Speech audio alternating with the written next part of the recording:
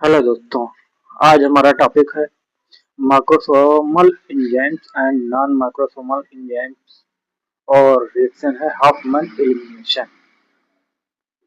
तो आप देखें इसमें क्या क्या है और ये किस तरीके से मेटाबॉलिज्म को प्रभावित करते हैं। अब देखते हैं कि दवाएं शरीर में टूटती कैसे हैं।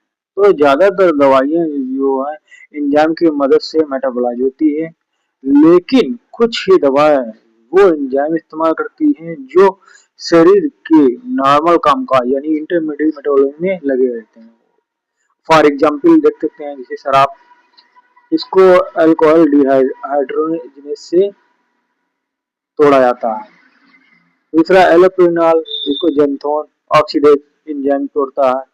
ऐसी तरीके सक्सिनुल कोलाइन और प्रोकैन प्लाज्मा कोलिनेस्टरेज से और एड्रेनलिन मोनोअमीन ऑक्सीडेज से। तो ये इस तरीके से टूटती है। लेकिन ज्यादातर दवाएं जो होती हैं ऐसे नॉन बेसिक एंजाइम से टूटती हैं जो किसी एक दवा के लिए नहीं है, बल्कि एक तरह से अणु यानी मॉलिक्यूल के लिए काम करते हैं। एक ही एंजाइम बहुत सारी दवाओं को मेटाबोलाइज कर सकता है। अब इन दवा मेटाबोलाइजिंग एंजाइम को दो मुख्य प्रकार में बांटा जाता है। तो इसमें नंबर एक है माइक्रोसोमल एंजाइम। ये लीवर की कोशिकाओं में स्मूथ एंडोप्लाज्मिक रेटिकुलम एक तरह से छोटी छोटी निगाहों पर स्थित होते हैं। थोड़े बहुत किडनी, इंटेस्टाइन और फेफड़े यानी लंग्स में भी मिलते हैं। मुख्य एंजाइम है साइटोक्रोम P450, यूजीटीएस जो ग्लूकुरोनिडेशन के लिए इस्तेमाल होता है, और एपॉक्साइड हाइड्रोलेजेज आदि। ये ज्यादातर ऑक्सीडेशन, रिडक्शन, हाइड्रोलाइसिस और ग्लूकुरोनाइड कंजुगेशन करते हैं। खास बात यह है कि ये एंजाइम इंडिविजुअल होते हैं, यानी कुछ दवाएं खाना, शराब आदि से इनका मात्रा बढ़ सकती है, जिससे दवा जल्दी टूटने लगती है। अब दूसरे हैं नॉन माइक्रोसोमल एंजाइम। तो ये कोशिका के साइटोप्लाज्म, माइटोकॉन्ड्रिया और प्लाज्मा में पाए जाते हैं। फॉर एग्जाम्पल देख सकते हैं स्ट्रेच, एमाइडेज, कुछ फ्लेवोप्रोटीन ऑक्सीडेज। ये ज्यादातर कंजुगेशन एंजाइम ग्लूकुरोनिडेशन को छोड़कर ये कुछ ऑक्सीडेशन, रिडक्शन, बहुत सारे हाइड्रोलाइसिस और सारे कंजुगेशन ग्लूकुरोनाइडेशन छोड़कर करते हैं। तो खास बात यह है कि ये इंडिविजुअल नहीं होते हैं, लेकिन इनमें जेनेटिक पॉलीमॉर्फिज्म यानी कि आनुवंशिक अंतर बहुत आम है, जैसे कि एसिटिल ट्रांसफरेज, स्यूडोकोलिनेस्टरेज। अब इस एंजाइम की कमी नवजात बच्चों में होती है। तो जो नए बच्चे हैं खासकर समय से पहले पैदा हुए, इसमें दोनों तरह के एंजाइम कम होते हैं, नॉन माइक्रोसोमल और माइक्रोसोमल दोनों। इसलिए कई दवाओं के प्रति ज्यादा नवजात बच्चे संवेदनशील होते हैं। जैसे दवाइयाँ देख सकते हैं क्लोरोफिनिकॉल है, दूसरी ओपियोइड्स है। अब ये कमी कुछ महीनों में पूरी हो जाती है। अच्छा, अब फेज फर्स्ट के ऑक्सीडेशन वाली जल्दी जो क्रिया है तो वो जल्दी ठीक हो जाती है। ग्लूकुरोनाइडेशन और अन्य कंजुगेशन में 3 महीने या इससे ज्यादा समय लग सकता है।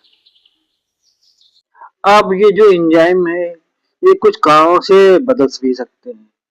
तो ज्यादातर जेनेटिक भी कारण हो सकता है या पर्यावरणीय भी कारण हो सकता है। तो बात यह है कि दवा जो मेटाबोलाइज करने वाली जो एंजाइम है की मात्रा और वो जो प्रकार, तो ये जीन से तय होते हैं। दूसरी बात, पर्यावरण जैसे खान पान है, दवाइयाँ, प्रदूषण भी इनको बदल सकते हैं एंजाइम को। अच्छा, इसलिए अलग प्रजातियों में बहुत फर्क होता है। जैसे कि बिल्लियों में यूजीटीएस बहुत कम होते हैं, कुत्तों में एनएटी यानी एसिटिल ट्रांसफरेज कम होते हैं, इंसानों में भी एक सामान्य व्यक्ति और दूसरे में 6 गुना तक फर्क हो सकता है। यही एक बड़ी वजह है कि एक ही दवा का असर हर इंसान पर अलग-अलग होता है। अब संक्षेप में इनको समझ सकते हैं मैक्रोसोमल और नॉन-मैक्रोसोमल एंजाइम को कि ज्यादातर दवाइयां लीवर में मैक्रोसोमल एंजाइम साइटोक्रोम P452 से टूटती हैं, जो इंड्यूस भी हो सकते हैं। बाकी नॉन मैक्रोसोमल से भी टूटती है, जो जेनेटिक अंतर दिखाते हैं।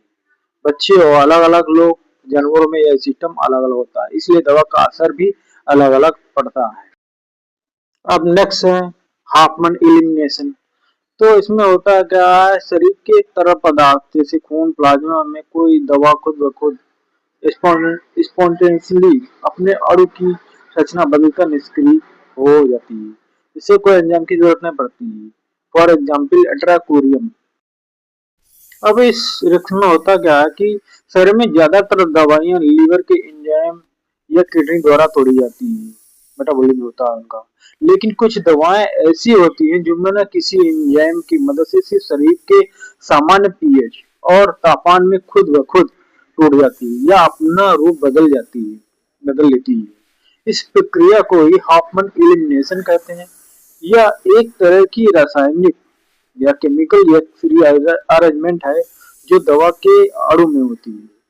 इससे दवा निष्क्रिय या इनएक्टिव हो जाती है और शरीर के बाहर निकलने लायक बन जाती है। अब इसका सबसे अच्छा एग्जाम्पल है एट्राकोरियम।